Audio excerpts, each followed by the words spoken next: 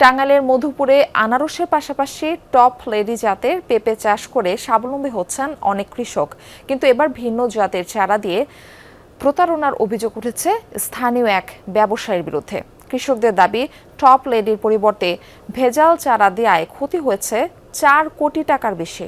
মৌসুমি ফল না আসায় অনেকেই গাছ কেটে নতুন করে চারা রোপণ করেছেন। সিলন টি রপ্তানিতে শীর্ষে। বাড়তি মুনাফার আশায় আনারসের পাশাপাশি জমিতে উচ্চ ফলনশীল পেঁপের চারা রোপণ করেছিলেন টাঙ্গাইল মধুপুরের কৃষকরা, কিন্তু মৌসুমে এসে ফলের দেখা তো নেই, উল্টো খেতেই নষ্ট হয়ে আছে অনেক গাছ।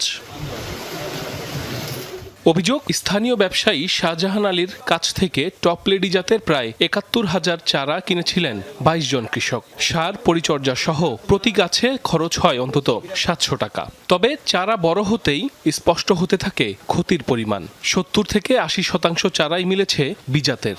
ভুক্তভোগীদের দাবি, আর্থিক ক্ষতির পরিমাণ দাঁড়িয়েছে ৪ কোটি টাকারও বেশি। টপ লেডি বলে আমাদের কাছে বিক্রি করছে। আমরা নিয়ে লাগানোর পরে যখন ফুল আসে তখন আসলে কোনো টপ লেডি না। শতকরায় 70% হলো আপনার কুজাত আর 30% হলো টপ লেডি। ৫,০০০-এর মধ্যে আপনার ৩,০০০ চারায় অন্য জাত হয়ে গেছে গা। অন্য জাত হওয়াতে আমার বাগানটা অনেক ক্ষতিগ্রস্ত হয়েছে গা। কিছু গাছ কাইটা পরে ফালাই দিয়া পরে বাগান আর কি এইভাবে রাখছি। এখন আপাতত আমি লস প্রজেক্টে আছি। অভিযোগের বিষয়ে ক্যামেরার সামনে কোনো কথা বলেননি ব্যবসায়ী শাহজাহান আলী। আমার মাথা মতো কাজ করে না, দরকার নেই। ওদিন বলছিলাম খুব সমস্যা, মাথা কাজ করে। এদিকে তদন্তে অভিযোগের সত্যতা মিললেও কৃষি আইনে এমন প্রতারণার বিরুদ্ধে সরাসরি ব্যবস্থা নেওয়ার সুযোগ কম বলছে কৃষি বিভাগ। চাষিদের মাঝে মৌখিক চুক্তির ভিত্তিতে বিক্রয় করেন, যেহেতু এখানে আমরা তদন্ত করতে গিয়ে কোনো প্রকার লেনদেনের কোনো চুক্তি বা তাদের যে মেমো এরকম কোনো কিছু পাইনি।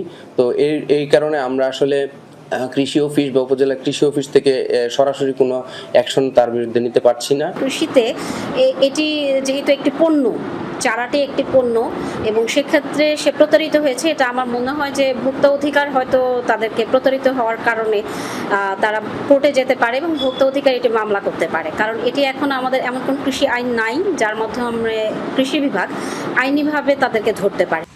ফসলের চারা বাছাই ও রোপণের আগে কৃষি বিভাগের পরামর্শ নেওয়ার তাগিদ সংশ্লিষ্টদের। সাইফ আহমেদ, যমুনা নিউজ।